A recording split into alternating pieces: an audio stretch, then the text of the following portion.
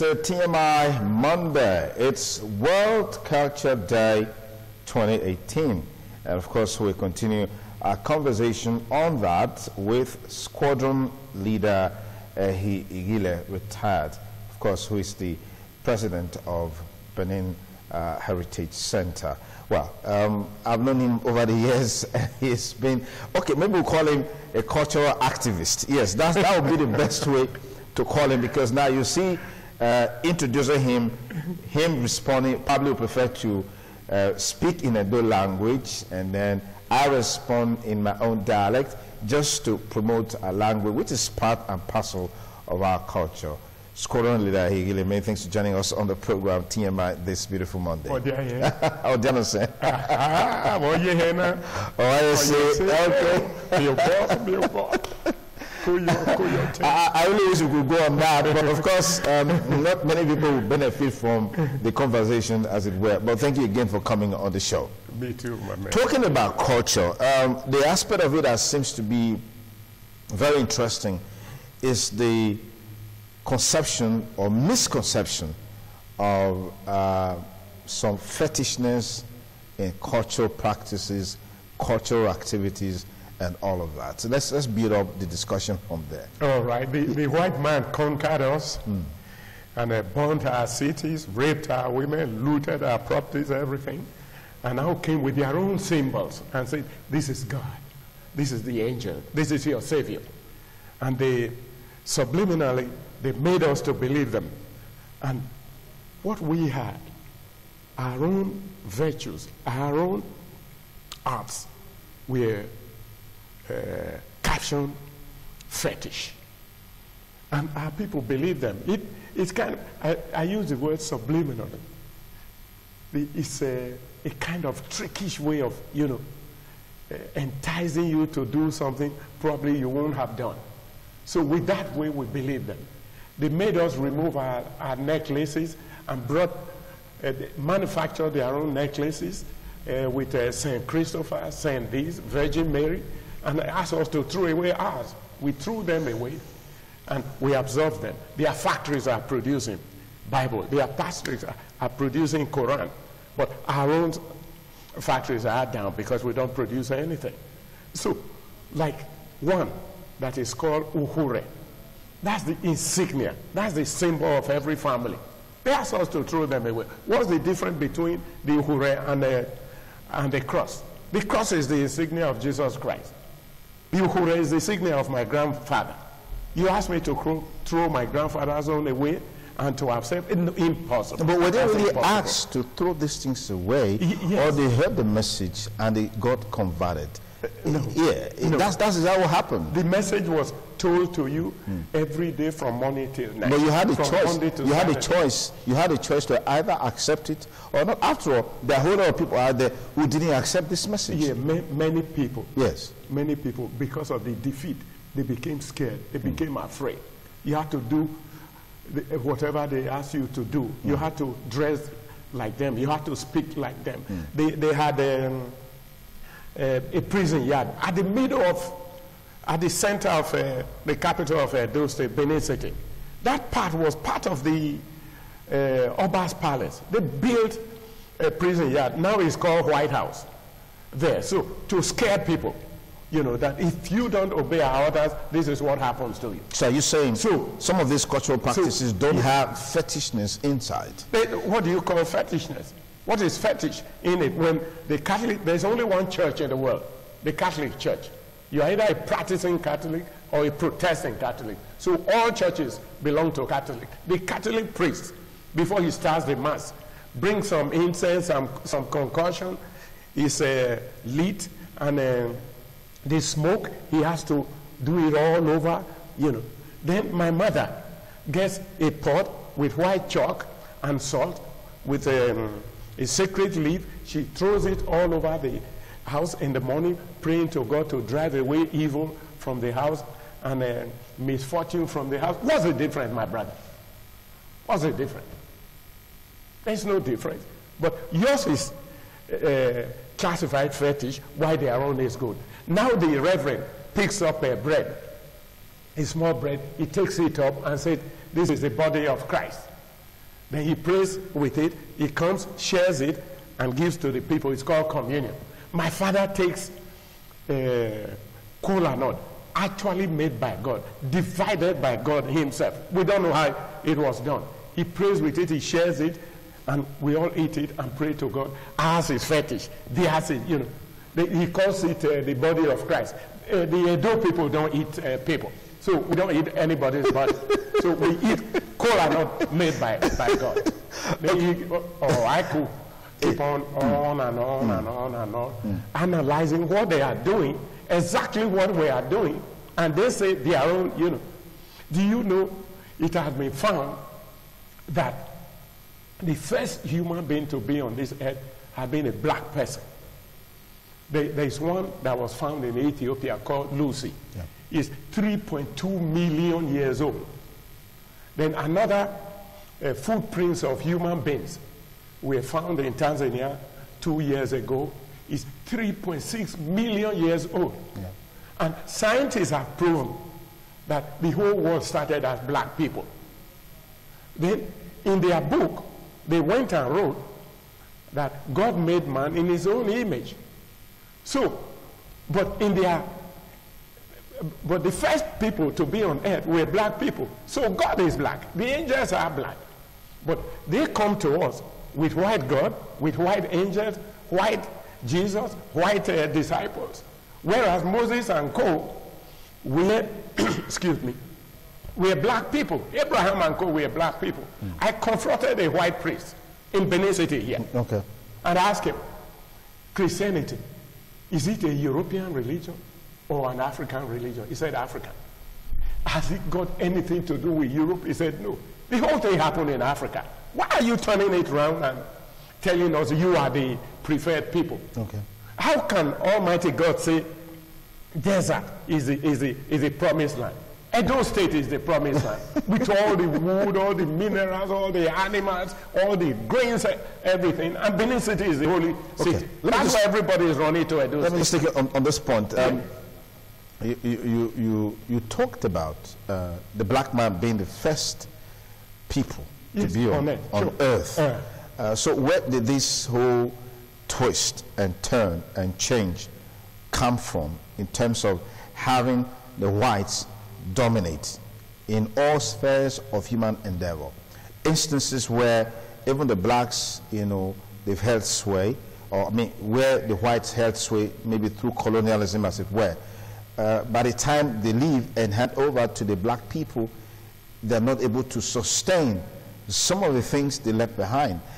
Cases abound. So how do you juxtapose these two extreme positions? The subject is very deep, my brother, very deep. But let me quickly answer. Let me quickly address the last portion of it. They planted a bad seed. What you are saying now, the tree has grown, the bad fruits are there. That's what you are saying. That's not what happens in their place. Didn't you watch the wedding of Prince Mecca? Yeah. Did you see how they do their church? Did you see Holy Ghost fire, fire, fire? Of course, the mother preached. Yes. Did you watch the man that preached? The African Bishop Curry? Yes, that preached. Yes. You listened to his message. Yes. In fact, there were reactions against that message. Yeah. Yes, because you see, what the white people do is this. Whenever a person comes out to educate his people or try to liberate his people, he is eliminated. They don't want it. Luther King, Malcolm X, Kwame Nkrumah, you name them. James Baldwin and co. Steve Biko, even in Nigeria here, the Rivers man, Boro, and co. They will be eliminated for educating their people. So you become an enemy of the people. The white people have been in existence 250,000 years only. We have been in existence 3.6 million years. Can you buy that? What happened was our people moved, black people moved through the Middle East to Asia. Then from Asia, they moved to Europe. From Europe to America, the Americas. That's how the world, Not me, not black people. The white people have traced it. They have traced all all the traits, Okay. yeah, the movement, Okay. and the genealogy of the DNA of people. All people started as black people in this world. Dr. Wesley of the United States proved that the white people were albinos delivered by black women. And somehow they looked strange to them. And they couldn't absorb the heat. You can see when you see an albino and see a white person, they are the same. They have blue eyes and whatever, gray eyes, you know. And they can't stand the sun because they lack what they call melanin, which is under our Skin. skin. That's why we are black. That's why we can look at the sun. That's why we can dance beautifully to rhythm. Not a white man dancing as if he's dancing to another music. It's due to that melanin. That's why we run faster. Okay. Our children develop much faster than the white people. But all these things you don't know. Not you, my brother. Our people don't know. So they keep imitating the imitator. The white people are imitating us. Now we are imitating them. You know. So they take our things, like our cocoa, they take it abroad, they process it into drinks and whatever, chocolate, and bring it back to you. Guess what? You have no right to say your price. They tell you the price they are going to buy your oil. Then they tell you the quantity they want to buy. After taking the oil, they make it into cell phone, whatever, you know, and they come and tell you this is the price they are going to buy it from us. So we are lost, my brother. So our people need information. And they are not being given in our schools at all because our teachers are not with it. This is a new, you know, although we are talking about culture. Yeah. In the olden days, our parents taught us, you know, they taught us the values of life. They taught us about love, about respect. Okay. When you got up in the morning, even when you saw me outside the studio, you greeted me first. The commissioner greeted me first.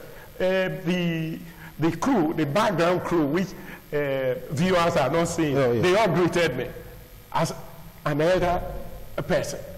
But now, people say, good morning, you know. There's no respect, they want to behave like the white people. There's no more love. Before, when we were growing up, in fact, I want to give you an example. I went into a Fulani village in the north sometime about 20 years ago. The first thing they did, they brought me a kunu, you know, their drink. After that, they welcomed me. They brought out cola and all, you know, all the children. Guess what? They didn't understand English. I didn't understand Fulfulde. So we were speaking by signs, you know. I stayed with them for an hour. When I was leaving, I gave little money to the children. They all knelt down to thank me. That's the African, you know. We have the Fulanis, the Hausa, the Igbos, the Ishan. They have nothing. When a white man sees all of you, he can't see any difference. But from outside, we are being told that the Isha is different from Benin. The Owan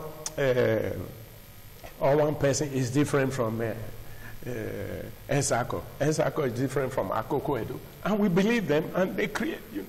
But before, we were one people. When I was growing up, during the Igwe festival, all the masquerades from all Edo, they come to the palace to perform for the Oba. When Benin Cultural Heritage Center went with the Oba of Benin to Ekpom, where the on a thank you visit. Thank them for the coronation. Yeah. There was a big speech where many people who didn't know before were shocked. Where the Enogie told the Monoba that we are your children, we are from there. We left so time because of so problem. So it does not mean that we are different from it. So I want to use this program, this opportunity to beg our people, all Edo people, you are one. We are the only state created and named after our ethnicity, Edo people, Edo state. So from north to south, to Agenegbode, to Ovia, to Ewoyimi, to Ososo, Langpese, we are all one people, up to Sabongida or Fuzo or Tuo. We are one people.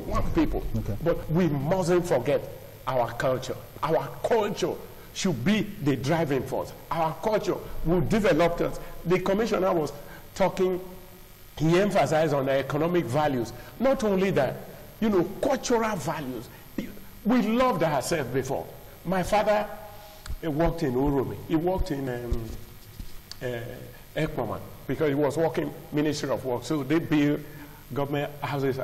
So whenever I was on vacation from Government College Uwele, I played for Uromi First 11. I played for, they used to call me mercenary when I scored, But we are all one people, one people. Yeah. Please, I want to appeal to our people. I beg you. Okay. All Edo people, you are one people. So whenever there is any celebration, we should all join hands and do the celebration together and love ourselves. Okay, just before we let you go, today being World Culture Day, as is always the case for many other international days, is to bring global awareness to culture and how it's affecting the society, or how it's supposed to affect the society, influence the society. We are pretty lucky here because we have all of these potentialities, all of these opportunities in our culture. What's your assessment on the level of harnessing of this cultural potential, using Edo State as a case study? The United Nations found out that the Western world had almost conquered the whole world, and we were now having one culture. It was building to one culture. And other cultures, beautiful cultures, were being eliminated. That is why they created today, to create awareness that people should embrace their culture. And this is why you and I are talking today. And this is why I am so, I won't say harsh on, this is why I want to spend the rest of my life in promoting the Edo culture. Because I feel our culture is superior to the European culture because we love ourselves. The Bini greeting in the morning is the only one in the whole world where every family has its own morning greeting. Nowhere else in the world has it. Our costumes, our art, they talk of Michelangelo and co, Da Vinci's pictures, they are painting naked women, that's what they fancy. But when you see the Edo art, intricate, my brother, it's unbeatable. Even with computer, with science, they cannot do it, Those intricate lines, beauty, they will look at you and create you, So I'm begging again, my people, please embrace your culture, wear your Nigerian outfit, speak your Nigerian language, eat your Nigerian food. Nollywood, no matter how low or how high the standard is, has liberated us a little bit. Okay. We used to watch European movies where a black man does not say any word, he will come and serve white people laughing and co.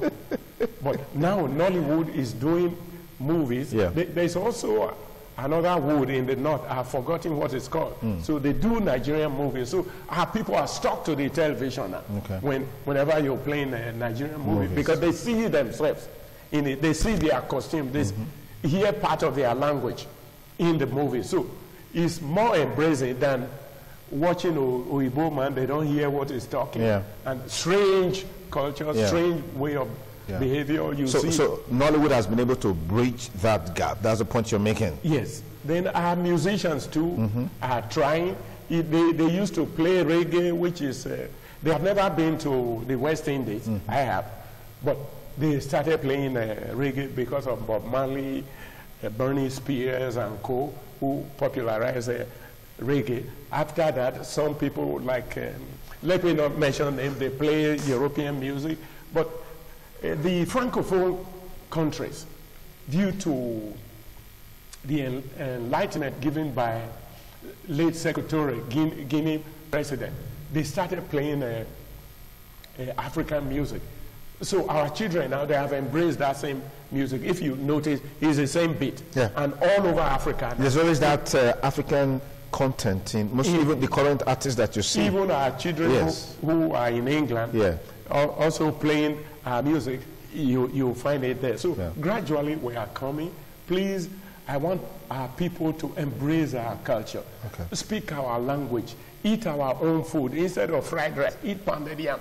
You know, it will give you strength. And don't laugh now, don't laugh. I know you do eat pounded yam. Yeah. That's Asian stuff. Eh? Anyway, thank you so much for coming. I appreciate and the useful insights that you brought to bear on the discussion as it relates to the World Culture Day 2018, culture and values. And he said something quite striking, which is that we all need to promote our culture.